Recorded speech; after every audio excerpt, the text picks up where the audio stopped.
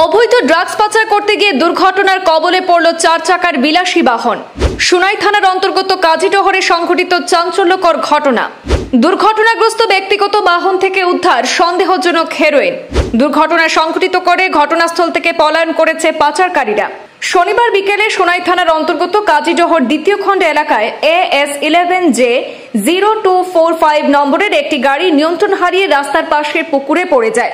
কিন্তু ঘটনার পর গাড়ির ভেতরে থাকা ব্যক্তিরা ঘটনাস্থল থেকে পালিয়ে যায়। এই ঘটনার পর স্থানীয় জনগণের সন্দেহ হলে খবর দেওয়া হয় পুলিশে। খবর পেয়ে সোনাই থানার ওসি বিশ্বজিৎ নাথ এবং তার দল দ্রুত ঘটনাস্থলে পৌঁছান। দুর্ঘটনাগ্রস্ত গাড়িটি পুকুর থেকে উদ্ধার করে তল্লাশি চালানো হয়। তল্লাশিতে গাড়ির ভেতর থেকে 2টি প্লাস্টিকের সাবানের কেস উদ্ধার করা হয়েছে, যেগুলির মধ্যে সন্দেহজনক হেরোইন পাওয়া গেছে।